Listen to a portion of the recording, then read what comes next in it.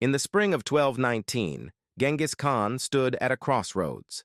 His Mongol Empire controlled the eastern steppes, but to the west lay the wealthy Khwarezmian Empire, a Muslim power that stretched from Persia to Central Asia.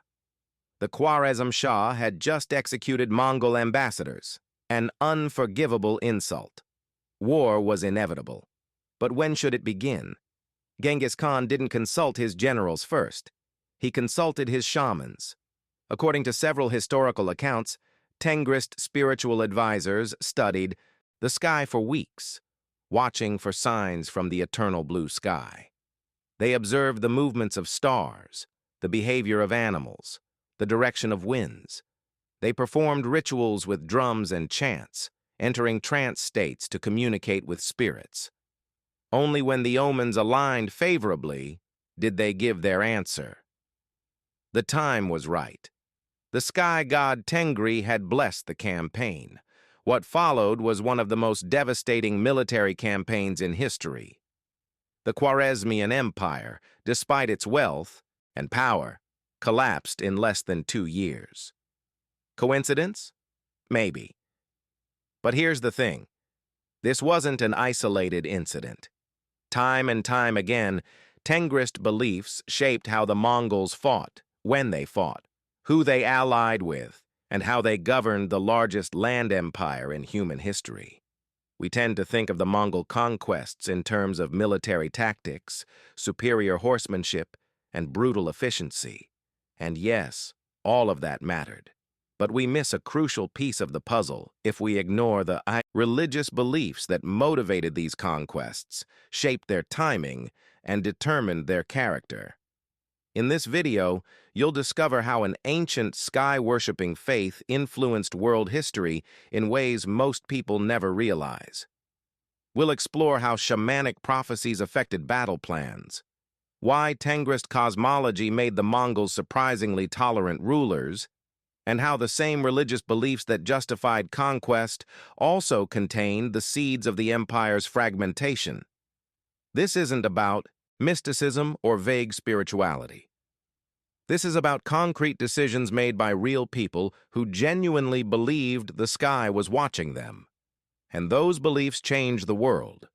To understand how Tengrism shaped the Mongol conquests, we need to first understand what Mongols actually believed. Not the simplified version you might have heard, but the practical day-to-day reality of Tengrist faith in the 13th century. So let's start at the beginning, with a man who would unite the Mongol tribes and claim that the eternal blue sky itself had chosen him to rule the world. Before Genghis Khan became Genghis Khan, he was Temujin, a young man struggling to survive in the brutal politics of the Mongolian steppe. Born around 1162, he grew up in a world where tribal loyalty meant everything and where the sky above was not just scenery, but a living, watching presence. The Tengrist faith that Temujin grew up with was fundamentally different from the religions most of us are familiar with. There was no holy book, no formal clergy, no elaborate temples. Instead, Tengrism was woven into the fabric of daily life on the steppes. At its core was Tengri, often translated as the eternal blue sky or heaven itself. But Tengri wasn't a distant, abstract god. To the Mongols, Tengri was actively involved in human affairs, bestowing fortune on some and withdrawing favor from others. A successful hunt meant Tengri was pleased. A harsh winter meant Tengri was angry. A victorious battle meant Tengri had chosen you. This created a very practical form of spirituality. Success was proof of divine favor. Failure meant you'd lost that favor. It was simple, brutal, and perfectly suited to life on the steppes where survival depended on reading signs and adapting quickly. Beneath Tengri, in the spiritual hierarchy, were countless other spirits. Otuken, the sacred mountain, was home to powerful spirits that protected Mongolian lands. Water spirits inhabited rivers and lakes. Ancestral spirits watched over families and clans. Animals, especially wolves and eagles, could be messengers from the spirit world. And then there were the shamans, the bogye, or kham, as the Mongols called them. These weren't priests in the Western sense. They didn't perform regular services or maintain temples. Instead, they were specialists you consulted for specific needs, predicting the future, diagnosing illness, communicating with dead ancestors, or determining the will of Tengri. Shamans underwent intense training, often beginning with what was called a shamanic illness, a period of physical and psychological crisis that marked them as chosen by the spirits. They learned to enter trance states through drumming, chanting, and sometimes psychoactive substances. In these trances, they claimed to travel to the spirit world and return with knowledge. Now, you might be thinking this all sounds like superstition. But here's what matters for our story. Genghis Khan and his successors genuinely believed in this. They made military and political decisions based on these beliefs. Understanding Tengrism isn't just interesting history, it's essential to understanding why the Mongols did what they did. When Temujin began his rise to power in the 1180s and 1190s, he used Tengrism strategically. He claimed that Tengri had destined him to unite all peoples under one sky. This wasn't just propaganda, though it certainly served that purpose. According to the secret history of the Mongols, our best source for this period, Temujin genuinely believed he was fulfilling a divine mission. In 1206, when the Mongol tribes formally acknowledged him as Genghis Khan, meaning universal ruler, the ceremony was deeply Tengrist. A shaman named Tengri played a crucial role, declaring that Tengri himself had ordained Genghis Khan's rule. The new Khan's authority didn't come from military might alone. It came from the sky. This divine mandate would shape everything that followed. Because if Tengri had chosen Genghis Khan to rule, then anyone who resisted wasn't just opposing a military leader. They were defying heaven itself. And that made conquest not just permissible, but obligatory. So how exactly did Tengrist beliefs influence Mongol military campaigns? Let's look at some specific examples, because this is where it gets really interesting. The Mongols didn't just wake up one morning and decide to invade. Campaign timing was taken very seriously, and shamans played a significant role in determining when the omens were favorable. This wasn't random superstition. It had practical effects. Consider the invasion of Jin China, which began in 1211. According to Chinese sources, Mongol shamans performed extensive divinations before the campaign. They studied the weather patterns, observed animal behavior, and conducted rituals to determine Tengri's will. The campaign was launched in spring when horses were well fed and strong after winter, but the timing was justified through religious ritual. This combination of practical military thinking and religious justification was typical of how Tengrism operated. The shamans weren't idiots. They understood that spring was a good time to campaign. But framing it as divine will serve two purposes. It unified the troops under a sacred cause, and it placed responsibility for the decision on Tengri rather than on the Khan alone. The role of shamans went beyond campaign timing. They traveled with Mongol armies, and their advice was sought before major battles. Several sources mention shamans performing weather magic, claiming to summon storms or favorable winds. Now, could they actually control the weather? Obviously not. But did they pay close attention to weather patterns and make educated predictions? Absolutely.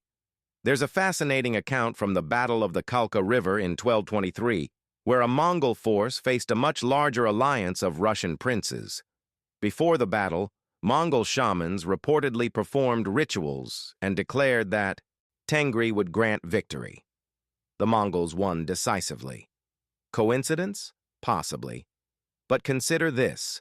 The shamans had been scouting the terrain, observing the enemy, and noting how poorly coordinated the Russian alliance was.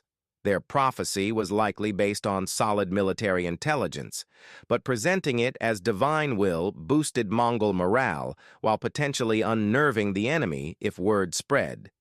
This brings us to one of the most important aspects of Tengrist military spirituality: the concept of Sulda, often translated as wind horse or vital spiritual force. The Mongols believed that warriors, horses, and even armies had Sulda, a kind of spiritual energy or luck. A person with strong Sulda was blessed by Tengri and would succeed. Someone whose Sulda was weak was in danger. Genghis Khan's Sulda was considered extraordinarily powerful, almost supernatural. His white standard, a banner of white yak tails that accompanied him into battle, was believed to embody his Sulda. Protecting this standard was crucial. Losing it would mean losing divine favor. This belief had real military consequences. Mongol warriors fought fiercely to protect their standards because they weren't just symbols. They were spiritual objects that could determine the outcome of battles. Similarly, capturing an enemy's standard wasn't just a tactical victory. It was stealing their spiritual power. The Mongols also practiced scapulomancy, burning sheep shoulder blades and interpreting the cracks to predict the future. This was done before major decisions. The patterns in the burned bone would indicate whether Tengri favored a particular course of action. Again, you might dismiss this as superstition. But imagine you're a Mongol commander facing a difficult decision. You burn the shoulder blade, interpret the cracks, and they indicate success. This gives you confidence. You proceed boldly. Your confidence inspires your troops. You win. Was it the prophecy or your confidence that secured victory? Does it matter? The Mongols didn't separate the spiritual from the practical. To them, consulting Tengri through divination was as important as scouting the terrain. Both were necessary for success. If you're enjoying this deep dive into how religion shaped military history, a quick like really helps the channel. Just takes a second. Now let's talk about one of the most surprising aspects of Mongol rule, their religious tolerance. And yes, Tengrism is the key to understanding it. Here's something that puzzles a lot of people about the Mongol Empire. They were absolutely brutal in conquest, destroying cities and killing millions. Yet once you submitted, they were remarkably tolerant about your religion. Muslims, Christians, Buddhists, and others could practice freely under Mongol rule. Why? The answer lies in Tengrist cosmology. Remember, Tengri was associated with the sky, which covers everyone equally. The Mongols believed that Tengri was universal.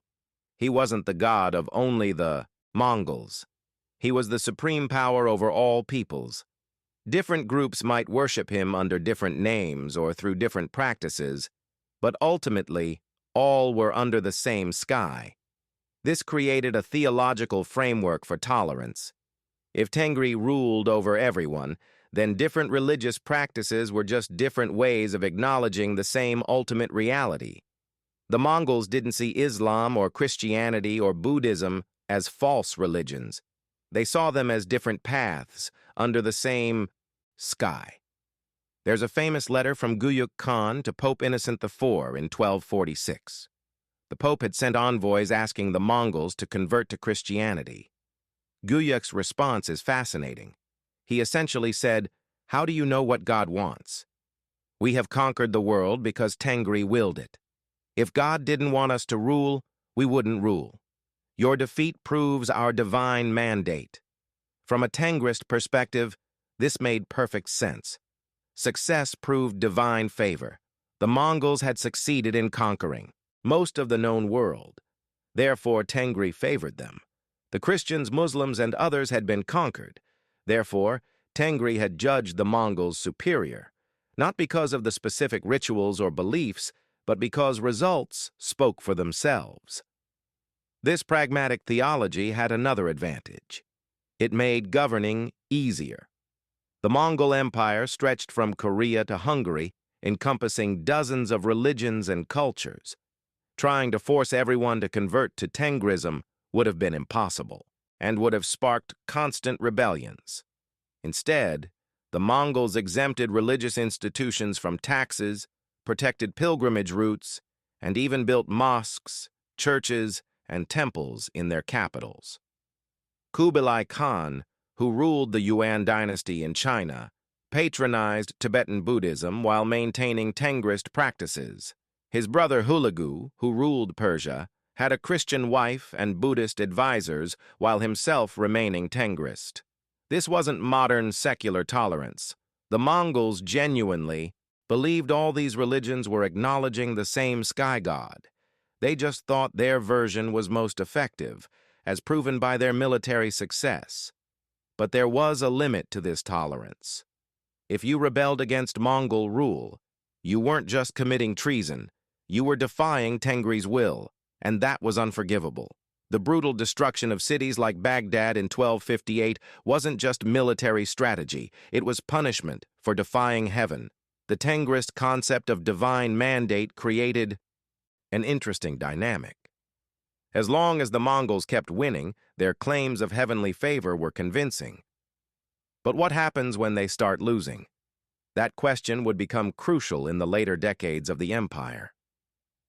There's another aspect of Tengrist belief that shaped Mongol governance. The idea that the world should be united under one ruler, just as there is one sky above. This wasn't a vague aspiration. It was a theological imperative. If Tengri ruled over all the earth beneath the sky, then logically, there should be one earthly ruler representing Tengri's will. That ruler was the Great Khan.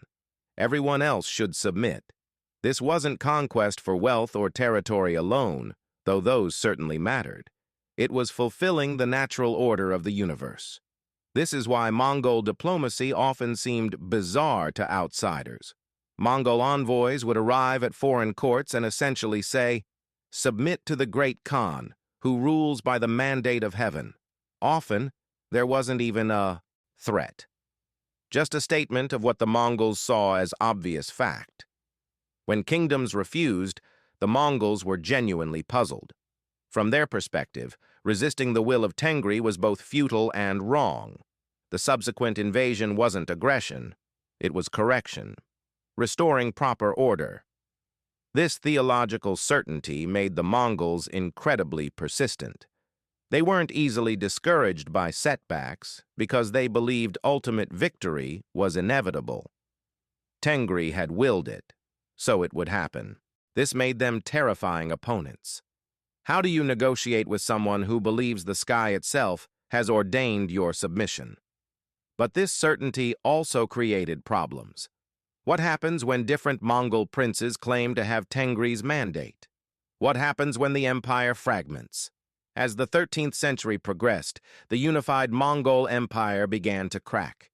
Genghis Khan's descendants fought among themselves over succession.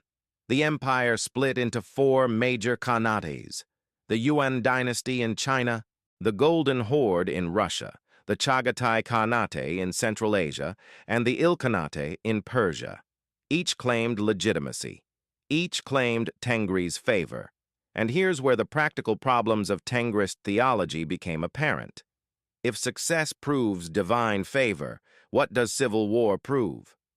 When Mongol armies fought other Mongol armies, who had Tengri's support?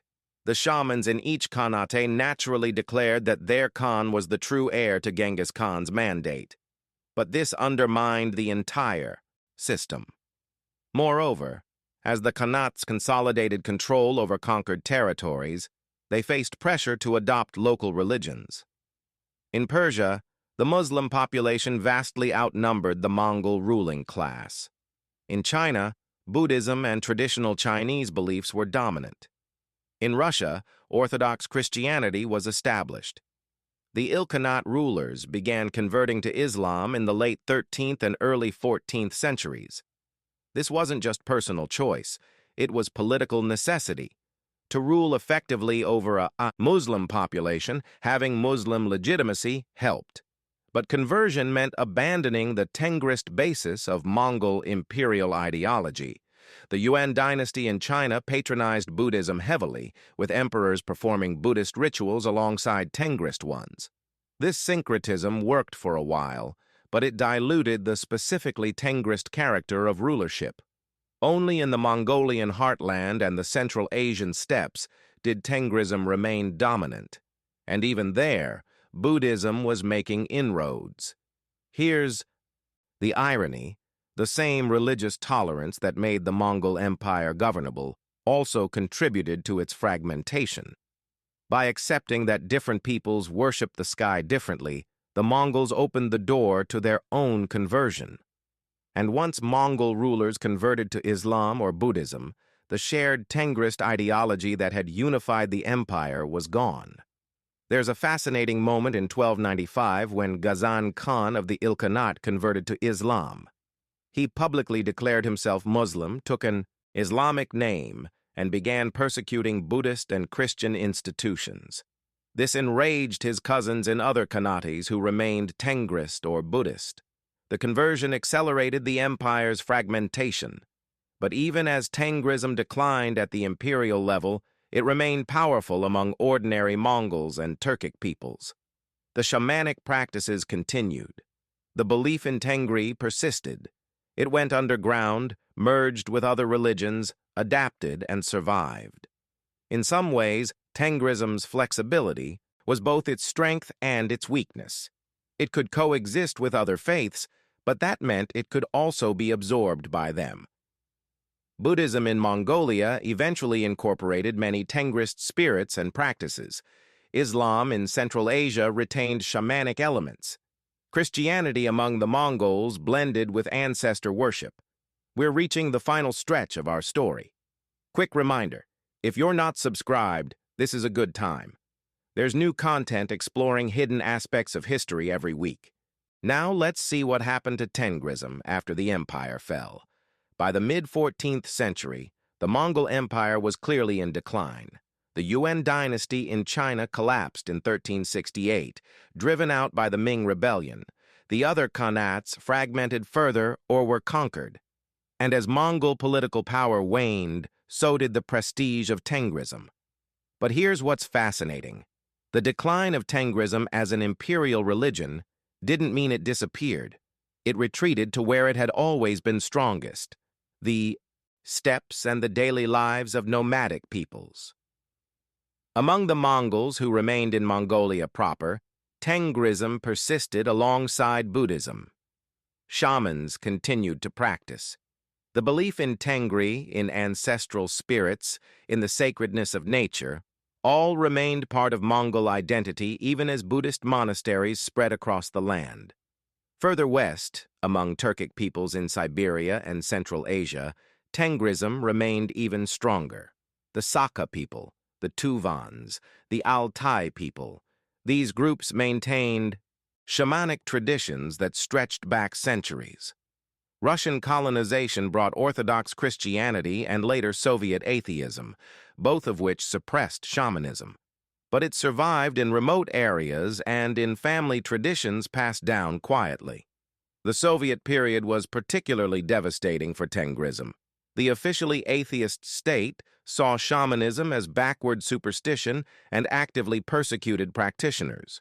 Shamans were arrested, their ritual objects destroyed, their practices banned. Many shamanic lineages were broken during this period. Yet even under persecution, elements survived. Families would perform small rituals in private. Knowledge was preserved orally. When the Soviet Union collapsed in 1991, there was enough continuity for a revival to begin. Today, Tengrism exists in multiple forms. In Mongolia, there's been a revival of interest in pre-Buddhist spirituality, with some people identifying as Tengrist and openly performing traditional rituals. In Russia's Tuva and Altai republics, shamanism has experienced a renaissance, with young people training as shamans and reviving ceremonies. In Turkey, Tengrism has become part of nationalist discourse, with some groups embracing it as a return to pre-Islamic Turkic roots. This is more political than religious. Most Turks remain Muslim, but it shows how Tengrist imagery still resonates.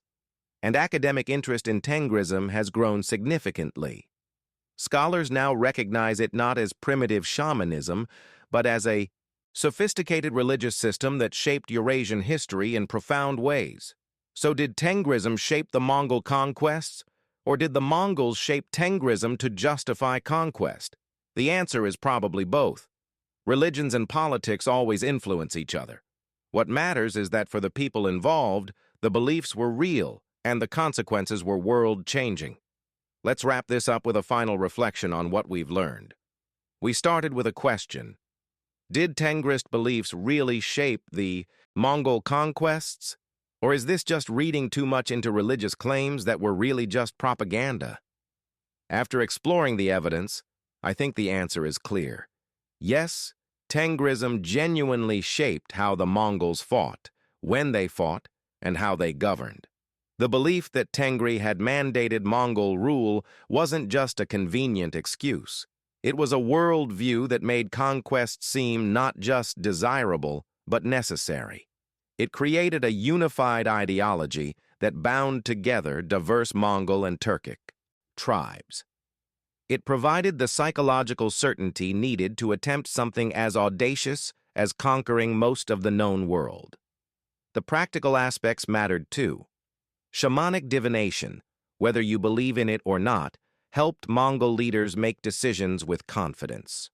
The concept of sulda motivated warriors to fight bravely. The interpretation of success as divine favor created a self-reinforcing cycle where victory proved the Mongols were right, which inspired more victories. And the religious tolerance that emerged from Tengrist cosmology wasn't just enlightened policy, it was theological necessity. The Mongols believed everyone was under the same sky, so different religions were different languages speaking to the same ultimate power. The irony is that this tolerance eventually undermined Tengrist dominance. Once Mongol rulers could legitimately convert to Islam or Buddhism, the shared religious foundation of the empire crumbled. But maybe that's appropriate. Tengrism was always a religion of the steppes, suited to nomadic life under open skies. As the Mongols transitioned from nomadic conquerors to settled rulers, their religious practices evolved too. The legacy remains, though. The largest land empire in history was built by people who genuinely believed the sky was watching them and had chosen them for greatness. That belief gave them the confidence to attempt the impossible. And sometimes, belief is enough to change the world. Next time you think about the Mongol conquests, remember? It wasn't just about horses and tactics. It was about a people who looked up at the endless blue sky and saw their destiny written there. And that's the story of how Tengrism shaped the Mongol Empire. Thanks for sticking with me through this deep dive into a fascinating corner of history. If you enjoyed it, subscribe to the channel. Every week there's new content exploring the hidden forces that shaped our world. In the next video, I'll be looking at another misunderstood religious movement that had huge political consequences. You won't want to miss it. Leave a comment. Did anything in this video surprise you? Is there another aspect of Mongol history you'd like to see explored? Until next time.